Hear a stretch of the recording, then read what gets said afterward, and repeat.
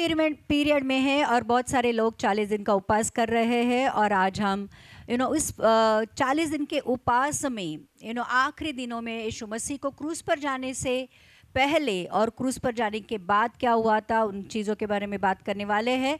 और यीशु मसीह क्योंकि यहूदी था, यीशु मसीह को भी फसह के पर्व के लिए वो यरूशलेम में आया था। तो ये फसह का पर्व इतना ज़्यादा इम्पोर्टेंट क्यों है, आज हम इसके बारे में बात करेंगे।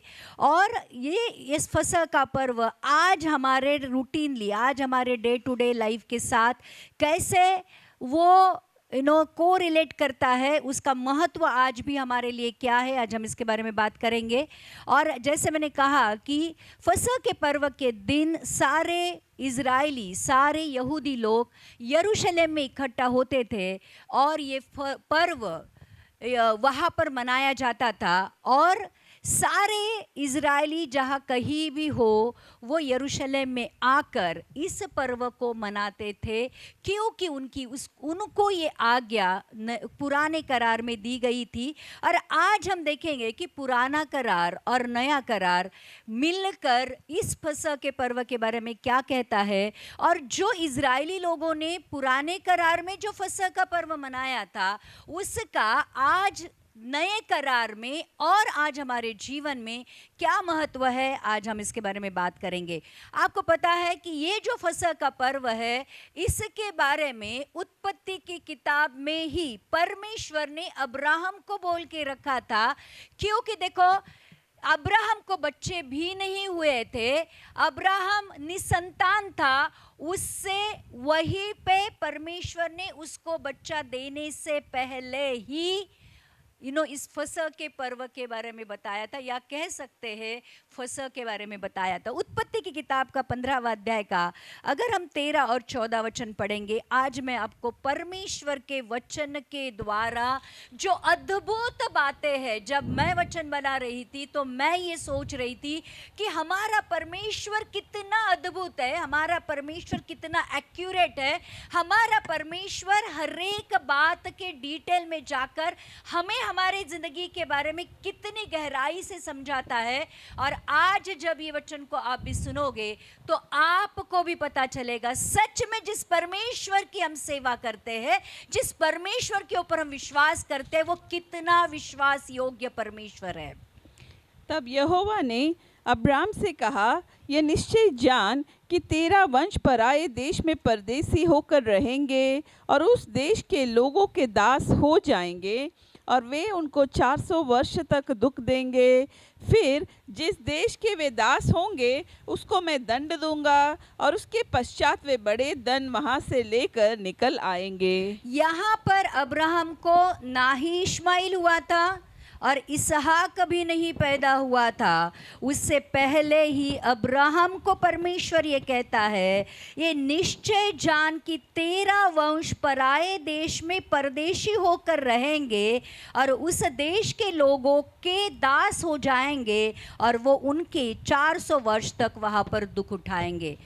इज़राइली लोगों के बारे में ये कहा था जबकि अब्राहम का वंश ही नहीं हुआ था। आप समझ रहे हो कि परमेश्वर कितना एक्यूरेटली बात करता है। और फिर उनको ये भी, उसको अब्राहम को ये भी बताता है कि 400 वर्षों तक इज़राइली मिस्र में रहेंगे और फिर जिस देश के वे दास होंगे उसको मैं दंड दूंगा और उसके पश्चात वे बड़ा धन वहां से लेकर निकल आएंगे। मतलब वो गुलामगिरी में जाएंगे, लेकिन गुलामगिरी में वो 400 साल के बाद बाहर आएंगे और जब 400 साल के बाद वो बाहर आएंगे तो बहुत बड़े धन के साथ वो बाहर आएंगे। जिन लोगों ने उन्हें दास बनाकर रखा है, उन्हीं लोगों को लूट कर वो लोग वहाँ से बाहर आएंगे। और फिर ये फसह के बारे में ऑलरेडी अब्राहम को परमेश्वर ने बताया था, जबकि मैं वापस से कहूँगी उसको कोई बच्चा नहीं था। और परमेश्वर क्योंकि वादे का पक्का है, निर्गमन की किताब में 12वां अध्याय का अगर हम 40वां वचन पढ़ेंगे, 40वें वचन में लिखा है, देखो निर्गमन 12:40। जिसके पास बाइबल है आज बाइबल ज़रूर आज आपके खोले ताकि आपको पता चलेगा जिस परमेश्वर के ऊपर आप विश्वास करते हो वो कितना विश्वास योग्य है। मिस्र में बसे हुए इज़राइलियों को 430 वर्ष बीत गए थे आगे और उन 430 वर्षों के बीतने पर ठीक उसी दिन यहोवा की सारी सेना मिस्र देश से निकल गई। यहोवा इज़राइलियों को मिस्र देश से निकाल लाया, इस कारण वह रात उसके निमित्त मानने के योग्य है। यह यहोवा की वही रात है जिसका पीढ़ी पीढ़ी में मानना इज़राइलियों के लिए अवश्य है। तो मिस्र के में बसे हुए इज़राइलियों को 430 साल हो गए और ये 30 साल का एक रहस्य है, मैं आपको बाद में बताती हूँ कि ये 30 साल ज़्यादा क्यों लगे। क्योंकि शायद मूसा तैयार नहीं था, शायद इज़राइली लोग वहाँ से निकलने के लिए तैयार नहीं थे, इसलिए 30 साल ऐड हो गए। और लिखा है उन 430 वर्ष के बीतने पर ठीक उसी दिन यहोवा की सारी सेना मिस्र से निकल गई।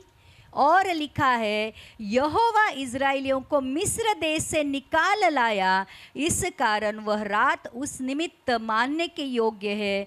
यह यहोवा की वह रात है जिसका पीढ़ी पीढ़ी में मनन इज़राइलियों के लिए अवसर। इसलिए इज़राइली लोग आज भी फसह का पर्व बहुत श्रद्धा के साथ, भक्ति के साथ मनाते हैं। सारे इज़राइली यरूशलेम में आकर इस फसह के पर्व को मनाते हैं। इज़राइली लोगों की जो दुहाई थी, आंसू देखकर परमेश्वर, देखो हमको पता है कि यूसुफ के कारण सारे इज़राइली लोग 70 लोग इज़राइली लोग थे, जो याकूब का जो वंश था वो मिस्र में चला जाता है। वहाँ पर वो लोग बढ़ने लगते हैं, इतने ज़्यादा बढ़ने लगते हैं कि मिस्री लोगों को टेंशन आने लगती है कि अगर ऐसे ही बढ़ते रहेंगे तो फिर हम ये शत्रु के साथ मिलकर हमें पराजित करेंगे। इसलिए मिस्री लोग इज़राइली लोगों के ऊपर जुर्म डालने लगते हैं, उनको बहुत ज़्यादा टॉर्चर करने लगते हैं, उनका जीना वो लोग दुश्वार करके रखते हैं। लेकिन फिर भी क्योंकि परमेश्वर इज़राइली लोगों के साथ होता है, उनको बढ़ने देता है। और फिर जब ये 400 साल का जो पीरियड है जो अब्राहम को परमेश्वर ने कहा था पूरा होने के बाद, अब परमेश्वर उनके रोने धोने को सुनता है, उनकी दुहाई को सुनता है और मूसा को मिस्र में भेज देता है। और फिर मिस्र में जाकर मूसा बहुत सारे चिन्ह चमत्कार करता है। 10 मरी इन मिस्रियों के ऊपर वो डाल देता है। वो मरियों के बारे में हम बात नहीं करेंगे, लेकिन जो 10वीं मरी रहती है जहाँ पर मिस्रियों के पहलौठे बेटे को परमेश्वर मार देता है, और वही फसह के पर्व की कह सकते हैं एक घंटा होती है या चेतावनी होती है। और फिर ये जो आखिरी मरी होती है, जो फिरौन जो राजा होता है, ये इज़राइली लोगों को मिस्र से बाहर नहीं आने देता है। बहुत सारे संकटों का सामना करने के बावजूद भी परमेश्वर उसका मन कठिन करता है, और परमेश्वर इज़राइली लोगों को ये दिखाता है कि तुम्हारा परमेश्वर कितना सामर्थ्यशाली है, कितना ताकतवर है। देखो तुम्हारा परमेश्वर तुमको मिस्र से, गुलामगिरी से बाहर निकालने के लिए क्या क्या कर सकता है। और फिर जो आखिरी मरी होती है, आज हम उसके बारे में बात करेंगे। निर्गमन की किताब का 11वां अध्याय का 4 से 6 वचन पढ़ेंगे। फिर मूसा ने कहा, यहोवा इस प्रकार कहता है, आधी रात के लगभग मैं मिस्र देश के बीच में होकर चलूँगा।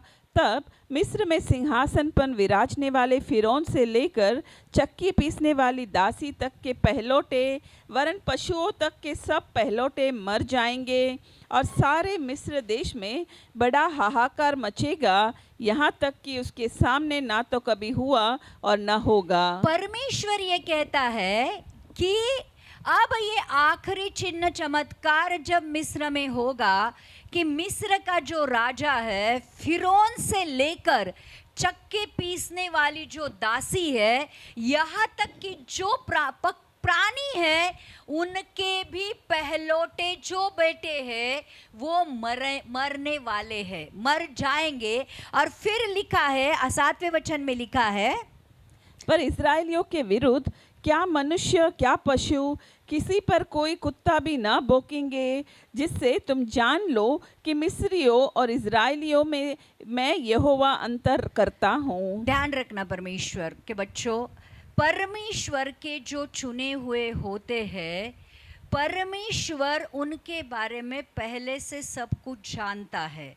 ध्यान रखना, परमेश्वर को पता था अब्राहम को बेटा होने वाला है इसहाक, इसहाक के द्वारा याकूब, याकूब के द्वारा यूसुफ, और ये सारे लोग मिस्र में जाकर रहने वाले हैं। मिस्री लोग उनके ऊपर जुर्म डालने वाले हैं, सताव करने वाले हैं। मैं मूसा को भेजने वाला हूँ और मूसा के द्वारा इजरायली लोगों को मिस्र से बाहर निकालने वाला हूँ। लेकिन अब आप ध्यान दे सकते हो कि यहाँ पर परमेश्वर मिस्री और इजरायलियों में हमेशा एक अंतर करता था। जो भी मरी मिस्री लोगों पर आती थी वो इजरायली लोगों पर नहीं आती थी। ध्यान रखना, अभी भी परमेश्वर कहता है उस रात, जिस रात को परमेश्वर मिस्रियों के गुलामगिरी से इजरायलियों को छुड़ाएगा, उस दिन मृत्यु का आत्मा उस मिस्र में से होकर गुजरेगा और फिरौन राजा से लेकर जो औरतें जो दासी रहती है या चक्की पीसती है, मतलब गरीब से लेकर अमीर तक, प्राणियों से लेकर सबका पहला बच्चा उस दिन मरने वाला है। पहलौठे मर जाएंगे और परमेश्वर मिस्री और इजरायलियों में एक अंतर करेगा। आज हमारे लिए भी खुशखबरी ये है, हमारे और जग वालों के बीच में परमेश्वर हमेशा एक अंतर करता है। जो चीजें जग वालों के ऊपर आती है परमेश्वर हमारे ऊपर आने नहीं देता है। परमेश्वर जैसे इजरायलियों का उसने रक्षण किया, वैसे भी आज भी हमारा परमेश्वर रक्षण करता है। और इसलिए ये जो पहलौठा उनका मर गया, लेकिन नए करार में हमारे लिए परमेश्वर ने अपने पहलौठे और इकलौते बेटे को मार डाला। ध्यान रखना, मैं आपको पुराना करार और नए करार का जो कंपैरिजन है वो बताने वाली हूँ। उनका पहलौठा वहां पर मर गया, लेकिन हमारे लिए परमेश्वर ने अपना पहलौठा दे दिया। मेमना यहाँ पर लिखा है, निर्गमन की किताब का 12वां अध्याय का 5 से 6 वचन पढ़ेंगे। तुम्हारा मेमना निर्दोष और 1 वर्ष का नर हो, और उसे चाहे बेड़ों में से लेना चाहे बकरियों में से, और इस महीने के 14वें दिन तक उसे रख छोड़ना। और उस दिन गोधूली के समय इज़राइल की सारी मंडली के लोग उसे बलि करें। अब परमेश्वर क्या कहता है, फसह का पर्व का मतलब ये होता है कि ये जो मरी आने वाली है, ये मरी से बचने के लिए इजरायली लोगों को कुछ करना था। तो परमेश्वर क्या कहता है कि हर एक जन अपने अपने घर के अनुसार एक एक मेमना अपने लिए जो निर्दोष हो, जिसमें कोई व्यंग ना हो, जो बीमार ना हो, 1 साल का हो, उसको अलग से रख लेना।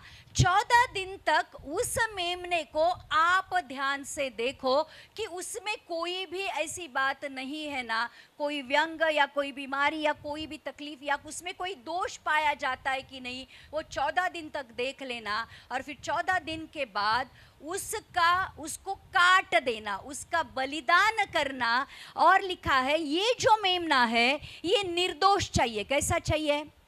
परमेश्वर की ये रिक्वायरमेंट थी कि जो कुछ भी बलि आप उस रात को दोगे वो बलि निर्दोष होनी चाहिए। मतलब उसमें कोई व्यंग, कोई दोष, कोई बीमारी कुछ भी नहीं चाहिए। अगर नए करार में हम आते हैं तो हमारे लिए भी एक मेमना दिया गया था जिसका नाम यीशु मसीह था और वो भी निर्दोष था। अगर हम देखेंगे यूहन्ना की किताब का पहला अध्याय का 29वां वचन में अगर पढ़ेंगे तो यूहन्ना जो बपतिस्मा देता है वो यीशु मसीह के बारे में ये गवाही देता है। उसने उनसे कहा, चलो 29 ना। या दूसरे दिन उसने यीशु को अपनी ओर आते देखकर कहा, देखो ये परमेश्वर का मेमना है जो जगत का पाप उठा ले जाता है। तो ये हमारे लिए कौन सा मेमना दिया गया था? यीशु मसीह जो सारे जगत के पाप उठा लेता है। और वो कैसा था? निर्दोष था, उसमें कोई व्यंग नहीं था। वो निर्दोष का मतलब होता है उसमें कोई दोष नहीं था, उसमें कोई पाप नहीं था। ऐसा मेमना हमारे लिए दिया गया था। और ये मेमने को 14 दिन तक शास्त्री परुषी यहाँ तक कि राजा और न्यायाधीशों ने भी परखा कि इसमें कोई दोष है या नहीं है। जब यीशु मसीह को न्यायों के सामने पिलात के सामने जब खड़ा किया गया तो उन लोगों ने ये गवाही दी कि हमें इसमें कोई दोष नजर नहीं आता है। तो प्रियो, हमारे लिए जो उस दिन मेमना दिया गया था वो मेमना कैसा था? निर्दोष था। चरवाहों ने भी जब यीशु मसीह को आकर देखा तो देखा कि ये मेमना कैसा है? निर्दोष है, पवित्र आत्मा के द्वारा पैदा हुआ है जिसने कोई पाप नहीं किया हो। और इसलिए उस दिन जो मेमना को काटने वाले थे वो निर्दोष था।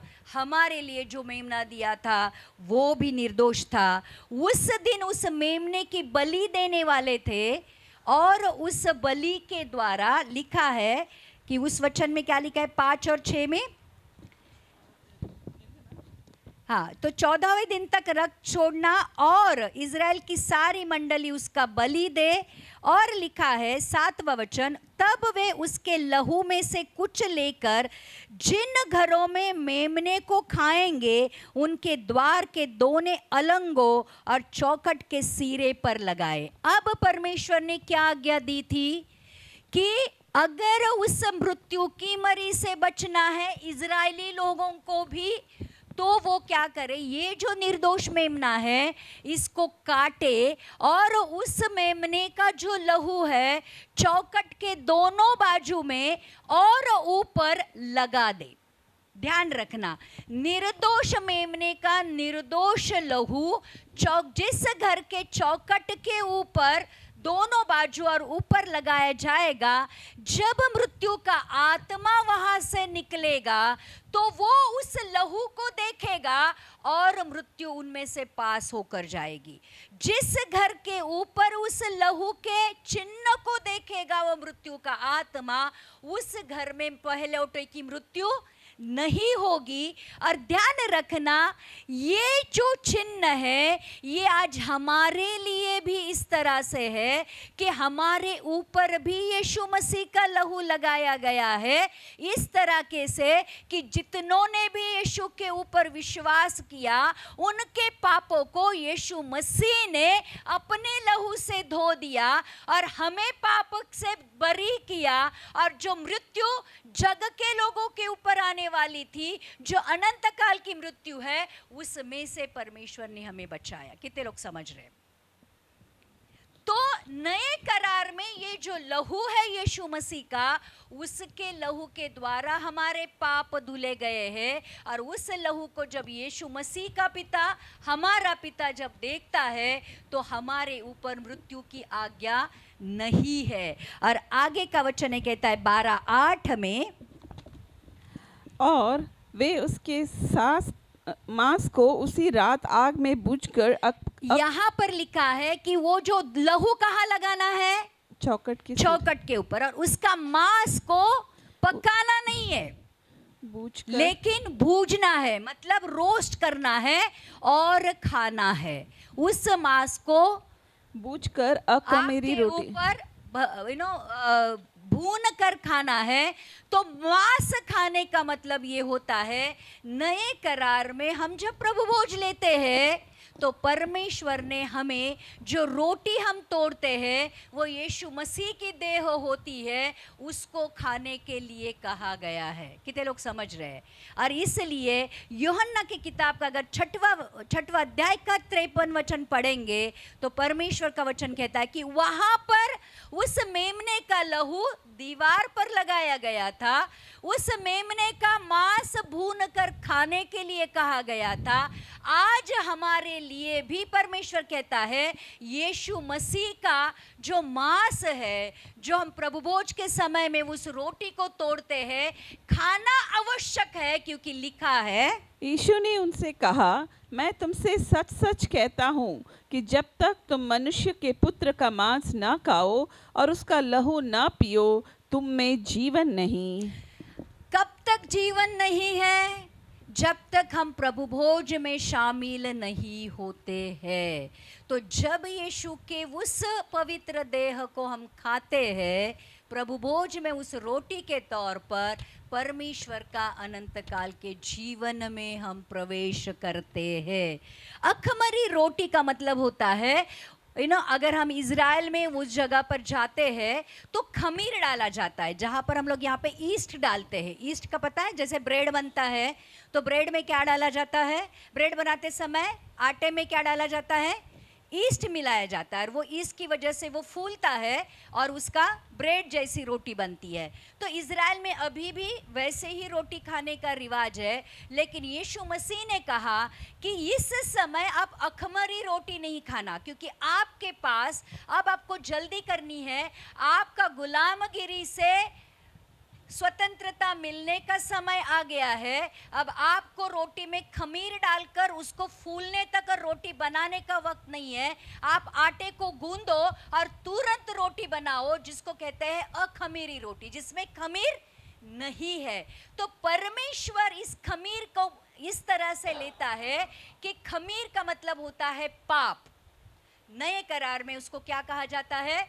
खमीर का मतलब होता है पाप। तो परमेश्वर ये कहता है कि जब आप परमेश्वर के राज्य में आते हो तो आपके जीवन से आपको पाप निकालना पड़ेगा। तो भूजा हुआ मांस, अखमरी रोटी मतलब पाप विरहित जीवन, और आगे लिखा है कड़वे साग पात के साथ परमेश्वर ने इजरायली लोगों को कहा था कि आपको खाना खाना है। कैसे खाना है? भूजा हुआ मांस, अखमरी रोटी जिसमें खमीर नहीं है, जैसे हम लोग चपाती बनाते हैं वैसे, और कड़वा साग पात। और कड़वा साग पात का मतलब होता है जो भी कड़वी यादें आप मिस्र में आपके मतलब जो कड़वी यादें हैं आपकी, जो मिस्रियों ने आपके ऊपर सताव किया है, जो मिस्रियों ने आपके ऊपर जुल्म किया है, जो मिस्रियों ने आपको लूटा है, वो जो कड़वी यादें हैं उसको अब आपको वहीं पर छोड़कर जाना है। तो वो जो कड़वापन था, वो जो कड़वाहट उनको मिस्रियों के प्रति थी, उसको वो दर्शाता है। तो यीशु का मांस पाप विरहित जीवन और पिछली कड़वाहट भूलकर हमें परमेश्वर ने दिए हुए प्रॉमिस लैंड में वादा की हुई जमीन में जाने का प्रयोजन परमेश्वर ने करके रखा है। और इसलिए निर्गमन 12 का 13वां वचन पढ़ेंगे। और जिन घरों में तुम रहोगे उन पर वह लहू तुम्हारे लिए चिन्ह ठहरेगा, अर्थात मैं उस लहू को देखकर तुमको छोड़ जाऊंगा, और जब मैं मिस्र देश के लोगों को मारूंगा तब वह विपत्ति तुझ पर ना पड़ेगी और तुम नष्ट ना होंगे। कितनी अद्भुत बात है प्रियो। आप सोच सकते हो, पता नहीं कितने लोगों को ये गहराई समझ में आ रही है कि उस मेमने के लहू के द्वारा परमेश्वर ने इजरायली लोगों को सील किया था और मृत्यु ने उस चिन्ह को देखा, उस लहू को देखा और मृत्यु वहाँ से निकल गई, उनको नष्ट नहीं किया। और इसलिए ध्यान रखना 14वां वचन ये कहता है, और वह दिन तुमको स्मरण दिलाने के लिए ठहरेगा और तुम उसको यहोवा के लिए पर्व करके मनाना। वह दिन तुम्हारे पीढ़ियों में सदा की विधि बनकर पर्व माना जाए। और ये जो लांघना था, ये जो मृत्यु ने इजरायली लोगों को लांग कर चला गया, मतलब लांग कर मतलब हम लोग कैसे करते हैं, ऐसे एक जंप करते हैं, उड़ी मार कर जाते हैं, उसको इसके लिए लांघन पर्व कहते हैं या पास ओवर कहते हैं या फसह का पर्व कहते हैं, कि परमेश्वर के उस मृत्यु की आत्मा ने लहू को देखकर इजरायलियों को लांग कर वो मृत्यु चली गई और एक पर्व के रूप में बताया गया है। अब हमारा जो मेमना था यीशु मसीह, वो खुद चलकर यरूशलेम में जाता है, खुद को उस क्रूस पर देने के लिए, ताकि उसके लहू के द्वारा जब हम सील हो जाते हैं तो मृत्यु हमें भी लांग कर चली जाती है, जो दूसरी मृत्यु है, जो मृत्यु हमें नरक में भुगतनी है। कितने लोग समझ रहे, पता नहीं, आप समझ रहे हो? इसलिए यीशु के ऊपर विश्वास करना मतलब जो दूसरी मृत्यु नरक में है उसको लांग कर परमेश्वर के साथ अनंत काल का जीवन बिताना। आमेन। तो प्रियो, इसका आत्मिक महत्व ये है, ये जो मैंने पर्व बताया, देखो मैंने आपको ये बताया कि मिस्री लोग इजरायली लोगों के ऊपर 400 साल तक जुल्म कर रहे थे। अब जब उनके छुटकारे का वक्त आ गया तो परमेश्वर ने वहां पर मूसा को भेजा और मूसा के द्वारा बहुत सारी मरी मिस्रियों के ऊपर डाल दी, और एक आखिरी मरी थी जो पहलोटा बच्चा मरने की थी। उसके बाद फिरौन ने, जो राजा था, उसने इजरायली लोगों को लूट के साथ जाने के लिए वो तैयार हो गया कि इनफैक्ट मिस्री लोगों ने कहा कि अब तुम आज ही रात को आप हमारे मिस्र को छोड़ जाओ। और परमेश्वर ने उनको ऑलरेडी बता के रखा था कि मिस्रियों के पास जाओ और जो कुछ भी आपको चाहिए, आपको वस्त्र चाहिए, आपको सोना चाहिए, आपको चांदी चाहिए, आपको दागिने चाहिए, जो कुछ भी चाहिए उनसे मांगो और वो आपको देंगे, और उस लूट के साथ आप मिस्र से बाहर निकलोगे। और फिर उस मर्री को भेजने से पहले परमेश्वर ने अपने लोगों को उस मेमने के लहू के द्वारा सील किया, ताकि जब मरी जाएगी तो अपने लोगों को बचाएगी लेकिन दुश्मनों के बच्चों को मार डालेगी, और उसके बाद उनका छुटकारा होगा। तो प्रियो, ये जो फसह का पर्व है ये स्वतंत्रता और छुड़ाए जाने को दिखाता है। मिस्रियों की गुलामगिरी से इजराइलियों को छुटकारा मिला, उनको स्वतंत्र किया गया। हमें भी यीशु के लहू के द्वारा पाप के दासत्व से छुड़ाया गया है। देखो, यीशु मसीह ने ऑलरेडी हमारे सारे पापों को उस क्रूस पर ले लिया है और उसके बदले हमें पाप क्षमा दी है। अब ये हमारे ऊपर है कि कितने पापों को हमें छोड़ना है और कितने पापों को हमें रखना है। एक बात ध्यान रखना, आपके सारे पापों की सारी क्षमा उस क्रूस पर हो चुकी है। उस यीशु मसीह के लहू के द्वारा आपको पाप के दासत्व से ऑलरेडी छुड़ाया गया है, स्वतंत्र किया है। लेकिन आज भी कौन सा मिस्र है जो हमें घिरे हुए है? आज भी कौन सा पाप है, कौन सी आदतें हैं, कौन सा स्वभाव है, कौन सी संगति है जो आज हमें मिस्र में रख रही है? ये हमको क्या करना है? जांचना है। इसलिए प्रभु भोज दिया जाता है। प्रभु भोज के समय हम क्या कहते हैं? खुद को जांचो, कहाँ पर भी, जहाँ कहीं भी आपके जीवन में पाप है उसको कबूल करो, पश्चाताप करो और छोड़ दो, ताकि यीशु मसीह के लहू और उसके देह के सहभागी होने से पहले आप अपने आप को क्या करो? पवित्र करो। तो प्रियो, हमें हमारे पाप के मिस्र से यीशु मसीह ने ऑलरेडी स्वतंत्र किया है, लेकिन आज कितने सारे लोगों के ऊपर के पाप के बंधन टूट गए हैं। कितने लोग समझ रहे हैं? अगर यीशु ने उस क्रूस पर अपनी जान दी है, हमें पाप के लिए, पाप में से छुड़ाया है, तो आज भी वो पाप हमारे ऊपर क्यों राज करता है? देखो, ये जो कोप था परमेश्वर का, ये मिस्रियों के ऊपर था, इसलिए परमेश्वर ने मिस्रियों के पहले टोक को मारा, पहला जो उनका बच्चा था उसको मार दिया। लेकिन वही यीशु मसीह के लहू के द्वारा हम परमेश्वर के कोप से बचाए गए हैं। आपको पता है, जब यीशु मसीह आएगा तो अपने बच्चों को, जिनके ऊपर उसका लहू और जिनके अंदर उसका पवित्र आत्मा रहता है, उनको लेके जाएगा, लेकिन बाकी लोगों के ऊपर परमेश्वर का कोप भड़कने वाला है। और ध्यान रखना, जो मरी मिस्री लोगों के ऊपर डाली गई थी, वैसे ही मरी 7 साल में, जो विपत्ति महाविपत्ति का काल है, उस महाविपत्ति का काल में 7 साल तक परमेश्वर स्वर्ग से बचे हुए लोगों के ऊपर मरी डालने वाला है। कितने लोग समझ रहे हैं? इसलिए प्रियो, अगर उस मरी से बचना है तो आज यीशु मसीह के लहू के द्वारा शुद्ध होना है। बराबर?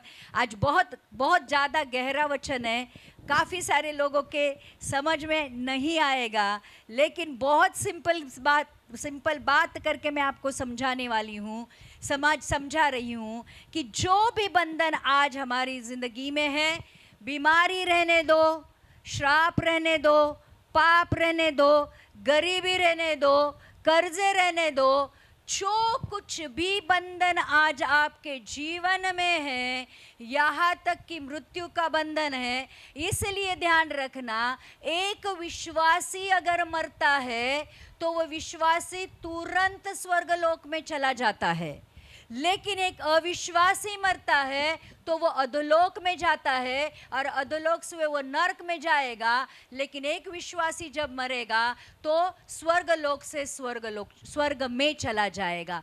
तो मृत्यु की शुरुआत आज हमारा विश्वास कहाँ है उसके ऊपर निर्भर करती है। आज यीशु मसीह के विश्वास में मरेंगे तो स्वर्गलोक जाएंगे, लेकिन आज यीशु मसीह के ऊपर के अविश्वास में मरेंगे, यीशु मसीह को एक प्रकार इग्नोर करके मरेंगे, तो अधोलोक में जाएंगे। और अधोलोक नरक का एक ट्रेलर है, स्वर्गलोक स्वर्ग का ट्रेलर है, तो अधोलोक नरक का ट्रेलर है। तो इसलिए प्रियो, यीशु मसीह के उस लहू के द्वारा हमारे जिंदगी के मृत्यु के बंधन भी टूट गए हैं। यीशु मसीह ने एक वाचा अब्राहम के साथ बांधी थी कि मैं तेरे लोगों को मिस्र से छुड़ाऊंगा।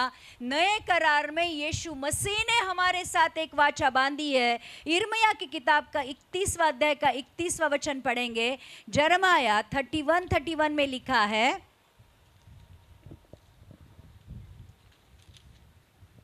फिर यहोवा की यह भी वाणी है, सुन, ऐसे दिन आने वाले हैं जब मैं इज़राइल और यहूदा के घरानों से नई वाचा बांधूंगा। और वो नई वाचा क्या? देखो, ये लिखा है यिर्मयाह में कि मैं यहूदी और इज़राइलियों के साथ क्या बांधूंगा? नई वाचा। और नई वाचा क्या है? मत्ती की किताब का 26वां अध्याय का 28वां वचन पढ़ेंगे। मैथ्यू 26:28। और जब हम प्रभु भोज लेते हैं तो हम 1 करंती के उसमें क्या लिखते हैं कि परमेश्वर का लहू एक नई वाचा है। तो मत्ती 26:28 में लिखा है, क्योंकि यह वाचा का मेरा वह लहू है जो बहुतों के लिए पापों की क्षमा के निमित्त बहाया जाता है। तो नए करार में नई वाचा क्या है प्रभु प्रियो? यीशु मसीह के लहू के द्वारा हमारे पापों की क्षमा होना। और इसलिए जब प्रभु भोज लेते हैं उस नई वाचा को जो परमेश्वर ने हमारे साथ बांधी है, हम उसको दोहराते हैं यीशु मसीह के आने तक, कि यीशु मसीह तेरे उस पवित्र लहू के द्वारा मेरे सारे पापों की क्षमा हो चुकी। ये नई वाचा है। आमेन। फिर और एक बात है कि यीशु, जब ये लोग फसह के पर्व के बाद मिस्र से बाहर आ गए तो आगे लाल समुद्र था और पीछे फिरौन की सेना थी, और यीशु मसीह ने उनको कहां से परमेश्वर ने उनको कहां से लेके गया? लाल समुद्र के पार लेके गया। परमेश्वर ने उनके लिए लाल समुद्र में रास्ता बनाया, और ये जो रास्ता था ये उनका पानी का बपतिस्मा था, क्योंकि वो पानी में से गए। बराबर? कितने लोग समझ रहे हैं? और परमेश्वर का वचन ये कहता है, 1 करंती 10वां अध्याय का 1 और 2 वचन पढ़ेंगे।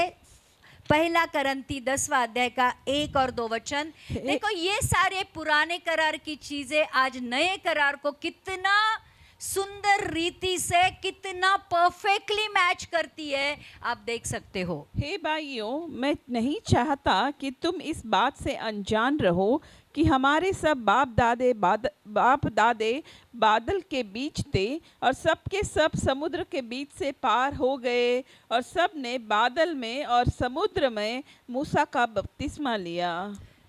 बादल में कौन था? पवित्र आत्मा। पानी में कौन था? मतलब समुद्र में क्या था? पानी। ध्यान रखना, अभी देखो कितना सुंदर रीति से ये नए करार के साथ मैच करता है। ये जो इजरायली थे उन्होंने पवित्र आत्मा का बपतिस्मा किससे पाया? बादल से। और जब वो लाल समुद्र में से होकर गुजरे तो किसका बपतिस्मा पाया? पानी का। अब नए करार में यीशु मसीह निकोदेमस को क्या कहता है? यूहन्ना 3:5 में, जॉन 3:5 में लिखा है, यीशु ने उत्तर दिया, मैं तुझसे सच सच कहता हूँ, जब तक कोई मनुष्य जल और आत्मा से न जन्मे तो वह परमेश्वर के राज्य में प्रवेश नहीं कर सकता। अब ध्यान रखो, इजरायली लोग कहाँ थे? मिस्र में। बराबर? गुलामगिरी में थे।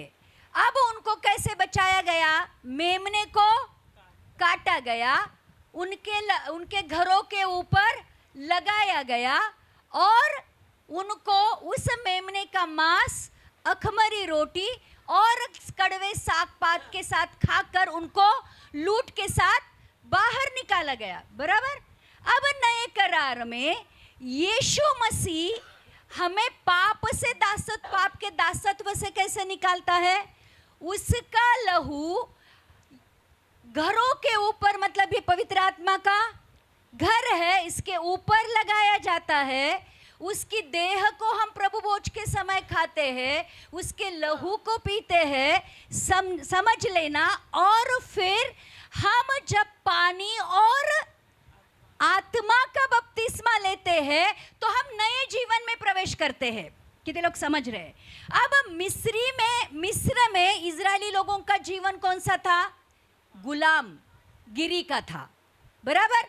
अब परमेश्वर उनको कनान लेके जाने वाला था। कहाँ? बोलो, कनान। कनान में ये लोग दूध और मधु के देश में जाने वाले थे, जहां पे वो अधिकारी होने वाले थे। क्या होने वाले थे? यहाँ पे कौन थे? गुलाम। और यहाँ पे कौन थे? अधिकारी। अब ध्यान रखना, शैतान ने हमें पाप का क्या बना के रखा है? गुलाम। लेकिन जब यीशु के बलिदान के द्वारा हम जब नए करार में हमारे कनान में आते, जो आपको मैं समझाने वाली हूं, वहां पर हम अधिकारी होने वाले हैं।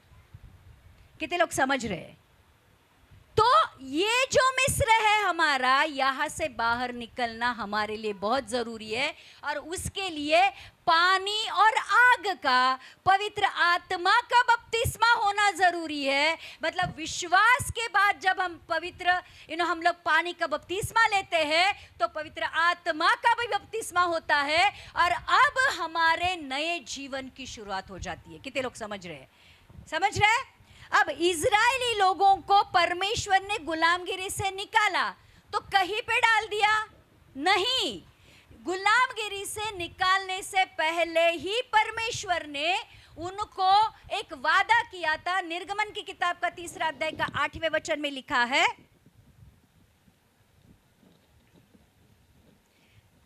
एक्सोडस 3:8 में लिखा है, इसीलिए अब मैं उतर आया हूँ कि उन्हें मिस्रियों के वश से छुड़ाऊँ और उस देश से निकालकर एक अच्छे और बड़े देश में, जिसमें दूध और मधु की धाराएं बहती है, अर्थात कनानी, हिती, एमोरी, परिजी, हिब्बी और यबूसी लोगों के स्थान में पहुँचाऊँ। तो परमेश्वर क्या कहते, देखो हमारा परमेश्वर कितना अच्छा है। वो ना सिर्फ हमें गुलामगिरी से निकालता है, परंतु हमें एक ऐसे देश में लेके जाता है जहां पर दूध और मधु की नदियां बहती है, जहां पर भले ये सारे जो हिज्जी परिजी जो भी लोग हैं, ये बहुत बड़े बड़े लोग थे, ये जैसे राक्षस हुआ करते थे ना, ऐसे बड़े बड़े 8-8 10-10 फीट के लोग थे, इनको परमेश्वर ने हराया और उनके देश में इजरायली लोगों को बसाया। तो परमेश्वर का वचन यहाँ पे क्लियरली ये कहता है कि मैं इसलिए अब मैं उत्तर आया हूँ कि उन्हें मिस्रियों के वश से छुड़ाऊँ और उस देश से निकालकर एक अच्छे और बड़े देश में, अच्छे और बोलो अच्छे और बड़े देश में, जिसमें दूध और मधु की नदियां बहती, मतलब भरपूरता। अगर आप देखोगे इजरायली लोग, ये इजरायली जो देश है ये बहुत संपन्न देश है। वहाँ के अगर फ्रूट्स आप देखोगे, वहाँ का अगर खाना आप देखोगे, तो सबसे बेहतरीन खाना आपको इजराइल में मिलेगा, क्योंकि परमेश्वर ने इस देश, जिसको हम लोग कनान कहते हैं, इस देश को आशीषित किया है। तो आज हमारा कनान कहाँ है मैं बताऊं आपको, कितने लोगों को जानना है? जानना है? आइए प्रकाशित वाक्य का 21वां अध्याय का 3 और 4 वचन पढ़ेंगे। ये हमारा कनान है। स्वर्ग हमारा कनान नहीं है। ध्यान रखना, स्वर्ग में हम कितने साल तक रहने वाले हैं? ओनली 7 ईयर्स, 7 साल। वापस से हम पृथ्वी पर आने वाले हैं, लेकिन पृथ्वी पर भी 1000 साल रहेंगे, उसके बाद नहीं रहेंगे। हमारा अनंत काल का रहने का स्थान है, लिखा है 21:3-4। फिर मैंने सिंहासन में से किसी को ऊंचे शब्द से यह कहते हुए सुना, देख, परमेश्वर का डेरा मनुष्य के बीच में है, वह उनके साथ डेरा करेगा और वे उसके लोग होंगे, और परमेश्वर आप उनके साथ रहेगा और उनका परमेश्वर होगा। देखो हमारा आखिरी स्टेशन कौन सा है पता है प्रियो? यहाँ पर लिखा है परमेश्वर ने, देख परमेश्वर का डेरा मनुष्य के बीच में है। जब यीशु मसीह आएगा, यीशु मसीह हमें स्वर्ग लेके जाएगा 7 साल तक। 7 साल स्वर्ग में रहने के बाद, यहाँ पर महाविपत्ति का काल खत्म होने के बाद, हम वापस से यीशु मसीह के साथ सफेद घोड़े पर बैठकर अर्मगदन इस जगह पर आएंगे, जहां पर हमें शैतान के साथ परमेश्वर युद्ध करेगा और शैतान को 1000 साल तक बांध कर, साखलियों से बांध कर अधलोक के अथाह कुंड में डाला जाएगा। 1000 साल तक हम परमेश्वर के साथ पृथ्वी पर राज करेंगे। उस 1000 साल के बाद फिर एक बार यीशु मसीह का शैतान के साथ युद्ध होगा, और सदा के लिए उस युद्ध के बाद शैतान को अनंत काल के लिए नरक में डाला जाएगा।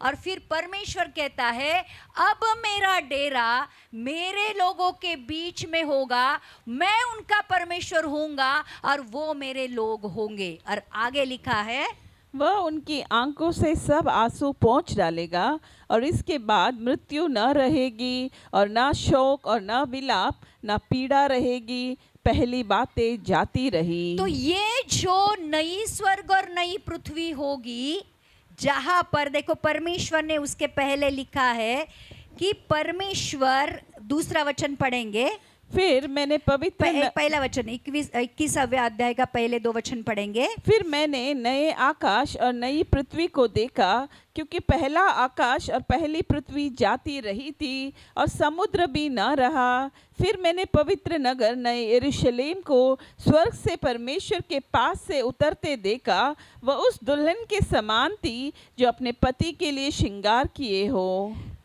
फसह का पर्व कहाँ मनाया जाता है? यरूशलेम में। कहाँ? बराबर।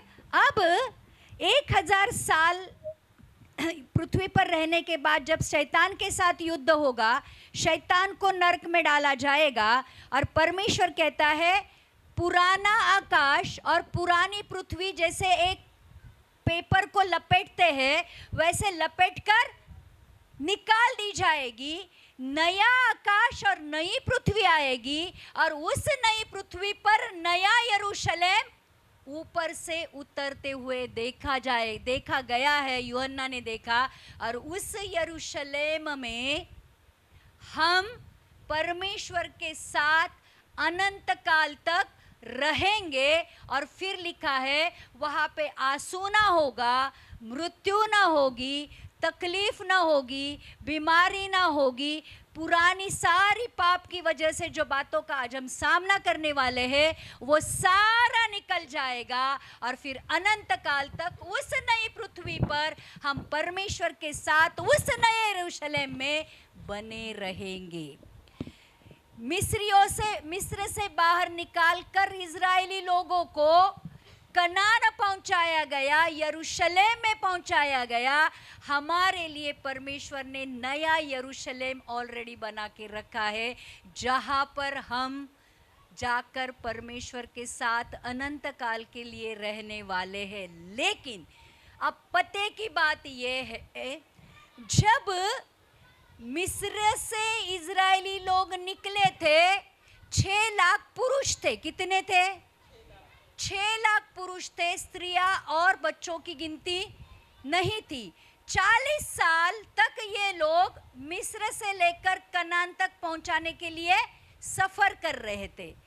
उस सफर में आपको पता है कितने लोग कनान पहुंचे? कितने? तो अब हम ये सारी बातें सुन रहे हैं, यस या नो? अब मुझे बताओ, ये सब समझने के बाद, परमेश्वर ने सारे चिन्ह चमत्कार करने के बाद, मिस्र से बाहर निकालने के बाद, पाप के मिस्र से निकालने के बाद, उस क्रूस को समझने के बाद, यीशु मसीह के उस प्रभु भोज को लेने के बाद, प्रार्थना जो कुछ भी हम करते बपतिस्मा लेने के बाद भी क्या हमारे लिए आशा है, विश्वास है कि हम नए यरूशलेम में यीशु मसीह के साथ रहेंगे? कितने लोग समझ रहे? 6 लाख पुरुष थे, मिस्र से जब निकाले गए स्त्रियां और इनकी गिनती नहीं थी। लेकिन कनान कितने पहुंचे? कितने लोग समझ रहे? ये एक चेतावनी है।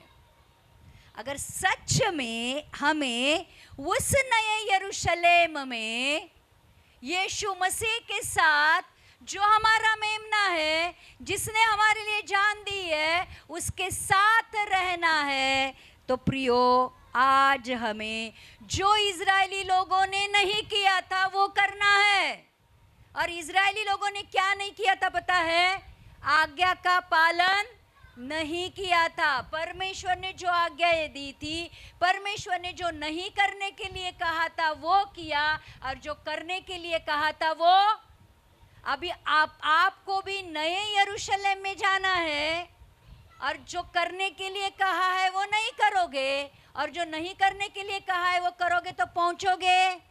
सुनने में बहुत अच्छा लगता है, स्वर्ग, स्वर्ग का राज्य, नया यरूशलेम, नई आकाश, नई पृथ्वी, लेकिन पहुंचने के लिए हमें बहुत कुछ छोड़ना पड़ेगा। इसलिए यीशु कहता है कि मेरे पीछे चलना है तो यीशु ने क्रूस उठाया जब भी जाके स्वर्ग गया।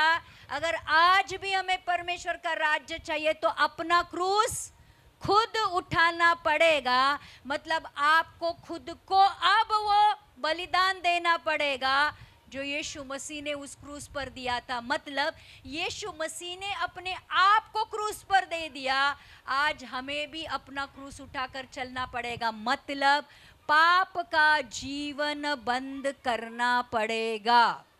सारे पाप के दरवाजे, खिड़कियां बंद करनी पड़ेगी और परमेश्वर के साथ साथ उस वचन के द्वारा और आत्मा के द्वारा चलना पड़ेगा।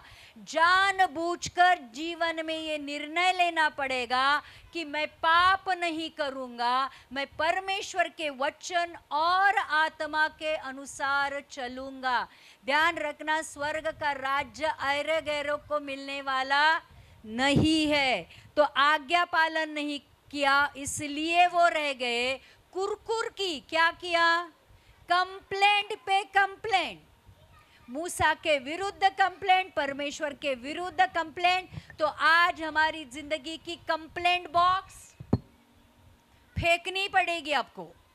किसी के विरुद्ध कोई कंप्लेंट नहीं, कंप्लेंट का विषय है तो प्रार्थना के साथ परमेश्वर के सामने उपस्थित करो, परमेश्वर उत्तर देगा। अविश्वास, उन्होंने परमेश्वर के ऊपर विश्वास नहीं किया, इसलिए वो 40 साल में बहुत सारे इजरायली मर गए। परमेश्वर ने उनको मार डाला कि बहुत सारे इजरायलियों के ऊपर अग्नि डाली, बहुत सारे इजरायली लोगों को जमीन को दुभागा और उसमें गाड़े गए, बहुत सारे इजरायली सांप भेजे गए, उनके काटने से मर गए। तो अगर ये सारी मरिया अगर हमें नहीं चाहिए तो प्रियो, परमेश्वर के आज्ञा पालन में चलो, अविश्वास में नहीं चलना। 100% जिंदगी में कुछ भी क्यों ना हो, 100% विश्वास हमारा हमारे परमेश्वर के ऊपर होना बहुत जरूरी है। कुछ मिले ना मिले, कुछ अच्छाई हो ना हो, परमेश्वर के ऊपर भरोसा रखो। अय्यूब कहता है, क्या परमेश्वर से सिर्फ सुख ही लूं और दुख आएगा तो क्या उसको नाकारूं? परमेश्वर से सुख मिलता है तो दुख भी मिलेगा तो भी मैं नहीं हटूंगा। और इसलिए वचन कहता है, इस दुनिया में तुम्हें दुख होंगे, धीरज धरो, मैंने दुनिया को जीत लिया है। क्रूस उठाने का मतलब ये नहीं कि राहों में फूल बरसाए जाएंगे, लेकिन राहों में कांटों के ऊपर चलकर ही स्वर्ग का राज्य मिलने वाला है, ये ध्यान रखना। और इसलिए जो इजराइलियों ने किया, आज्ञा का पालन नहीं किया, कुरकुर की, परमेश्वर के ऊपर अविश्वास किया और पाप में पड़ गए, और इसलिए इजरायली लोग कनान नहीं पहुंच सके। आज हमारे लिए भी जो हमने प्रकाशित वाक्य का 21वां अध्याय के जो पहले 4 वचन पढ़े, अगर इसमें हमें आना है तो आज्ञा पालन करना है, भले कितनी भी कीमत क्यों न देनी पड़े। कंप्लेन नहीं करना है, अविश्वास नहीं करना है, और पाप हमारे जिंदगी से कंप्लीटली निकालना पड़ेगा। कितने लोग समझ रहे हैं? जब प्रभु भोज लेते हैं तो क्या सच में सिंसियरली और सीरियसली अपने आप को जांचते हो? क्या सच में उन चीज़ों को हमारी ज़िंदगी से निकालते हो जो चीज़ें हमने की है और उसका पश्चाताप करके उनको छोड़ देते हो? अगर नहीं कर रहे हो तो आज से करना शुरू करो। तो आज के सारे मसीह लोग जो पृथ्वी पर है, जो खुद को मसीह कहते हैं, वो स्वर्ग में या फिर परमेश्वर के उस प्रॉमिस लैंड में जाने वाले नहीं है। वचन कहता है, हे प्रभु बोलने वाले नहीं, परंतु परमेश्वर की इच्छा पर चलने वाले परमेश्वर के राज्य में प्रवेश करेंगे। तो आज अब्राहम के कारण हम परमेश्वर अब्राहम की संतान हम बन चुके हैं। यीशु मसीह के ऊपर के विश्वास के कारण आज हम अब्राहम की संतान हैं, और अब्राहम की संतान ही वारिस होगी। देखो ध्यान रखना, अपनी संतान को कनान दिया था, ये सुनो बराबर। अब हम अब्राहम की संतान हैं तो ही हमारे लिए वो कनान है जिसके बारे में हमने बात की थी, नया यरूशलेम, नई आकाश, नई पृथ्वी, बराबर। अब हम अब्राहम की संतान है यीशु मसीह के विश्वास के द्वारा। तो अब्राहम की संतान ही कनान पहुंचेगी जो परमेश्वर ने हमारे लिए बना के रखी है। तो प्रियो, आज अब्राहम की आशीष और अब्राहम की डेस्टिनी चाहिए, तो हमें क्या करना है? आज्ञा पालन, वचन को पढ़ो, सिर्फ पढ़ो नहीं, उसके अनुसार चलो। जो अंदर पवित्र आत्मा दिया है उसके अनुसार चलो। जानबूझ के करने वाले पापों से दूर रहो, प्रार्थना में लगे रहो, निरंतर प्रार्थना करते रहो, परमेश्वर के वचन के अनुसार चलते रहो, विश्वास के द्वारा चलते रहो। और फिर जब यीशु आएगा तो पाएगा कि पवित्र उस प्रभु भोज के द्वारा हम लहू नई वाचा के भागी है, उस पवित्र देह के सहभागी है, और हम परमेश्वर की पवित्र आत्मा के द्वारा चल रहे हैं। तो पवित्र आत्मा के सील में है, पवित्र लहू के सील में है। तो यीशु मसीह हमें लेके जाएगा और फिर अनंत काल तक हम परमेश्वर के साथ साथ रहेंगे। तो फसह के पर्व का ये इम्पोर्टेंस है जो पुराने करार में था और जो नए करार में हम पूरा कर रहे हैं।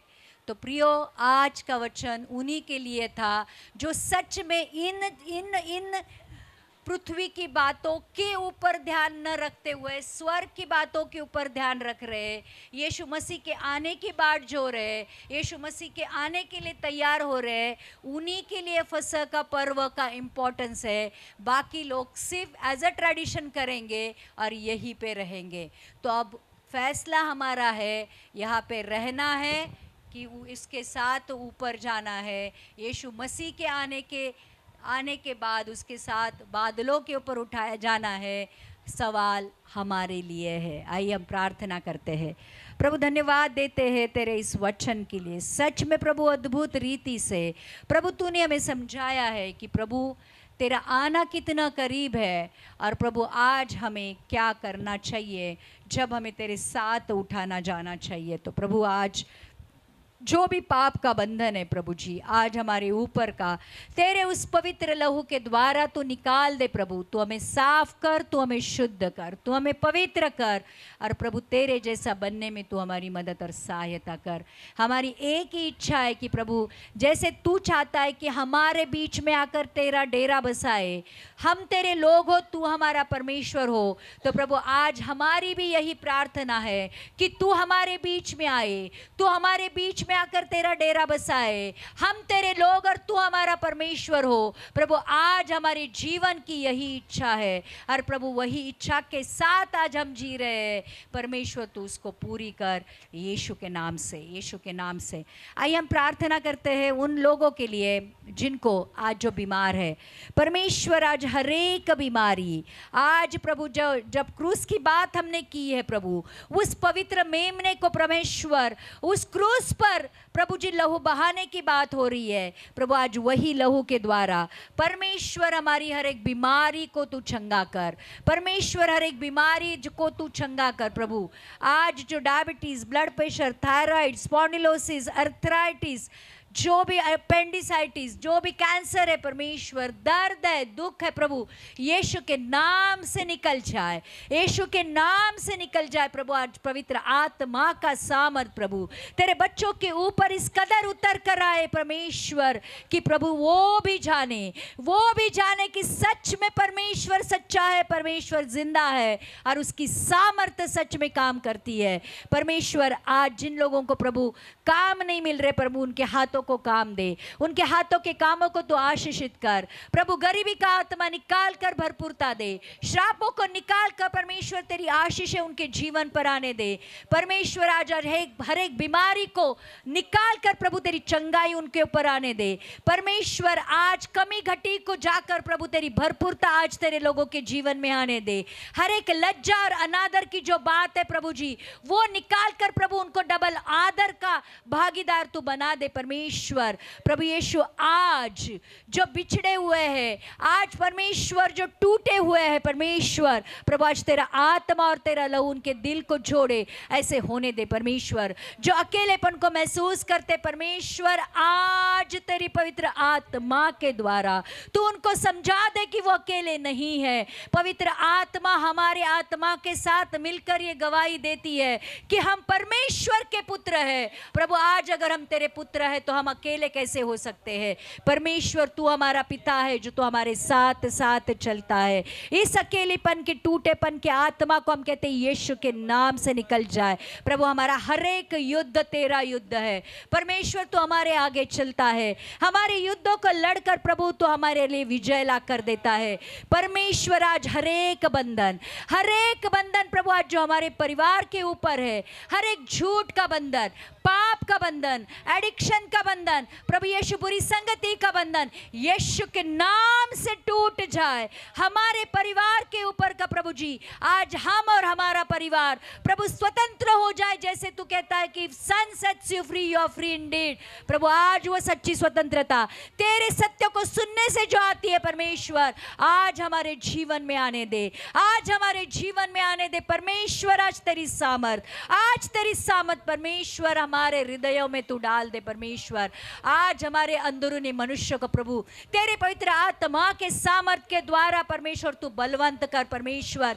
हम ऑलरेडी चाहे वंश से बढ़कर है प्रभु, हमें कोई हरा नहीं सकता है, हमें कोई दोषी नहीं ठहरा सकता है, क्योंकि प्रभु तूने ऑलरेडी हमें धर्मी ठहराया है परमेश्वर। प्रभु यीशु तेरे लहू के द्वारा हम ऑलरेडी धर्मी ठहर चुके हैं परमेश्वर। प्रभु यीशु हमारे विश्वास के द्वारा हम ऑलरेडी धर्मी ठहर चुके हैं, कोई भी हमें दोषी नहीं ठहरा सकता परमेश्वर। और प्रभु यीशु आज जितनी भी प्रार्थना हमने आपके पास की है परमेश्वर तूने सुनी है, तूने उत्तर दिया है, इसलिए हम तेरा धन्यवाद करते हैं परमेश्वर। आज कोई खाली हाथ नहीं जाएगा प्रभु, आज तू हमें कनान पहुंचा के रहेगा, हमें विश्वास है प्रभु। आज तेरे पवित्र आत्मा के सामर्थ के द्वारा जो काम तूने हमारे हृदय में किया है परमेश्वर, हम जानते हैं कि परमेश्वर तूने ऑलरेडी हमारा उद्धार किया है प्रभु। तूने ऑलरेडी प्रभु हमें उत्पत्ति से पहले तुझ में चुना है परमेश्वर। और प्रभु आज उन चुने हुए लोगों के लिए परमेश्वर तो आने वाला है और हमें लेके जाने वाला है।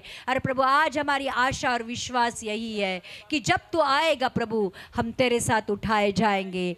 यीशु के नाम से आज ये वचन आपको आशीषित करे, यीशु के नाम से आमेन आमेन।